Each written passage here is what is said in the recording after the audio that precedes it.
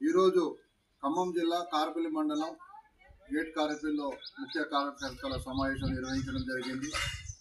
దీన్ని ప్రధాన వక్తగా అనంతరెడ్డి గారు, అఖిల భారత రైతు కూలీ సంఘం రాష్ట్ర అధ్యక్షులు ఇందాక ముందుగా వర్ణించారు.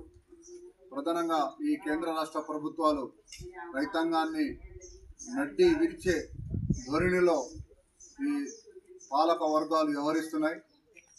అట్లాగే రైతాంగానికి గిట్టుబాటు ధరలు కల్పించాలని,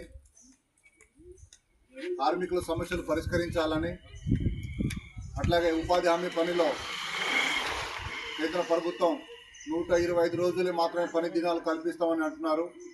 పట్టణ ప్రాంతాల్లో కావచ్చు, గ్రామీణ ప్రాంతాల్లో కావచ్చు, ఇవాళ మేము సిపిఐఎంఎల్ నీ డెమోక్రసీ పార్టీ తరఫున 365 రోజులు రోజుకి 650 రూపాయల చొప్పున కూలీ చెల్లించాలని, కనీస వేతనం కార్మికులకు 26,000 రూపాయలు చెల్లించాలని మేము డిమాండ్ చేస్తున్నాం. బీజేపీ ప్రభుత్వం ప్రజా వ్యతిరేక చట్టాలను ముందుకు తీసుకొస్తా ఉంది. 100 సంవత్సరాల నుంచి పోరాటం చేస్తున్నటువంటి కార్మికులు ఒక 45 చట్టాలను తయారు చేసుకున్నారు. ఆ 45 చట్టాలను కేంద్ర ప్రభుత్వం రద్దు చేస్తూ దాని స్థానంలో 4 ల్యాబ్ కోర్ట్స్ పేరిట చట్టాలను ముందు తీసుకొచ్చింది. ఇవి భారత కార్మిక వర్గానికి తీవ్రమైనటువంటి ప్రాధాన్యత కలిగిస్తుంది. కార్మిక వర్గానికి హక్కు లేకుండా కనీసము సమ్మె చేశాక కూడా ఈ చట్టాల వల్ల లేకుండా చేస్తూ ఉంది. అందుకే కేంద్ర ప్రభుత్వం తీసుకొచ్చినటువంటి ఈ ల్యాబ్ కోర్ట్స్ అనేది ఈ కార్మిక వర్గానికి వ్యతిరేకమైనటువంటి, అట్లాగే ఒక కార్మిక వర్గాన్ని అలసిపెట్టడమే కాకుండా వాళ్ళ హక్కుల్ని కారరాయడమే కాకుండా ఈరోజు భారతదేశంలో 100కి 65% 70% జీవిస్తున్నటువంటి రైతు కూలీ రంగానికి వాళ్ళు కూడా గత దశాబ్ద కాలం పోరాటం చేసి కాంగ్రెస్ సహాయంలో వాళ్ళు జాతీయ ఉపాధి పథకాన్ని, ఒక పని హక్కు పథకాన్ని సాధించారు. ఆ పని హక్కు పథకాన్ని కూడా కేంద్ర ప్రభుత్వం అధికారులకు వచ్చిన తర్వాత దాన్ని ఎప్పుడు రద్దు చేద్దామని చెప్పి అది ఒక కుట్ర వరకు వచ్చింది.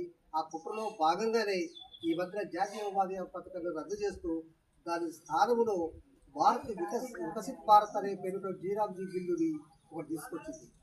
దాంట్లో కనీసం ప్రజలకి, అంటే పనిచేసినటువంటి పని చేసినటువంటి కార్మికులకి ఏమాత్రం హక్కు లేకుండా ఆ గతంలో ఉన్నటువంటి ఉపాధి హామీ చట్టాలు కూడా హక్కులను రద్దు చేస్తూ కేవలం పేరుకు మాత్రమే ఈ చట్టాన్ని ముందు తీసుకురావడం వల్ల భారత ప్రజానికానికి రోజువారీగా కూలి చేసే జనానికి ఇది తీవ్రమైన నష్టకరంగా అని చెప్పి మా రైతు కూలీ సంఘం తీవ్రంగా భావిస్తూ ఉంది. అట్లాగే ఈ జీరాంజీ ఏదైతే బిల్లు ఉందో, ఈ చట్టం అయితే తీసుకొచ్చారో, గతంలో జాతీయ ఉపాధి పథకానికి ఆయా రాష్ట్ర ప్రభుత్వాలు 100కి 90% నిధులు కేంద్ర ప్రభుత్వం భరించేది, రాష్ట్రాలు కేవలం 10% భరించేవాళ్ళు. కానీ ఇప్పుడు తీసుకొచ్చిన చట్టంలో కేంద్రం 60%, 40% రాష్ట్రాలు భరించాలని చెప్పి ఈ చట్టంలో తీసుకొచ్చింది. ఇప్పటికే ఆయా రాష్ట్రాలు బడ్జెట్లు లేక దివాలా తీస్తున్నటువంటి పరిస్థితిలో ఈ జీరాంజీ బిల్లుకి 40% కేటాయించడం అనేది ఎట్టి పరిస్థితులు సాధ్యం కాదు. ఈ బిల్లుని మూలం పడేసి జాతీయ ఉపాధి హామీ పథక స్థానంలో తీసుకొచ్చిన బిల్లుని నీరుగార్చడానికి కేంద్ర ప్రభుత్వం ఇది కుట్రబని తీసుకొచ్చింది. ప్రజలకు కావలసినటువంటి హక్కుల చట్టాలు అయితే ఉన్నాయో హక్కుల చట్టాలు రద్దు చేయడానికి కేంద్రం కుట్రపూరితంగా ఇలాంటి చట్టాలు తీసుకొస్తూ ఉంది. అట్లాగే భారత రైతాంగం మొత్తం తెలంగాణలో కానీ భారతదేశ ఇతర రాష్ట్రాల్లో కానీ వర్షాధారం మీద బోరు బావుల మీద ఆధారపడి జీవించే రైతాంగం చాలా ఉన్నారు. ఆ రైతాంగానికి కావాల్సినటువంటి విద్యుత్తు గతంలో ఉన్న చట్టాలకు భిన్నంగా ఒక సరళ పేరుతో విద్యుత్ చట్టం తీసుకొచ్చింది. ఈ విద్యుత్ చట్టం వల్ల కూడా రైతాంగానికి తీవ్ర నష్టం వస్తుంది.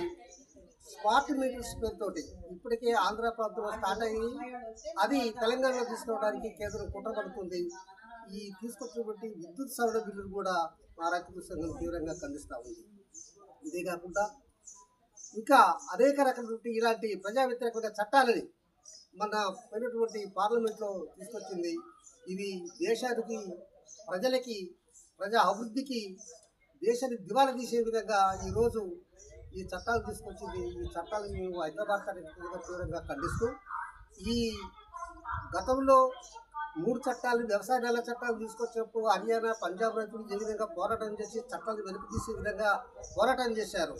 అలాంటి సమరశీలమైన పోరాటము తెలంగాణ ప్రాంతంలో కానీ మొత్తం దేశవ్యాప్తంగా ఈ పథకాల వ్యతిరేకంగా సమరశీలమైన ఐక్య ఉద్యమాలు వచ్చినప్పుడు కేంద్ర ప్రభుత్వం ఏమైనా వెనక్కు పోవడానికి జరుగుతుంది తప్ప అలాంటి పోరాటం జరగంది.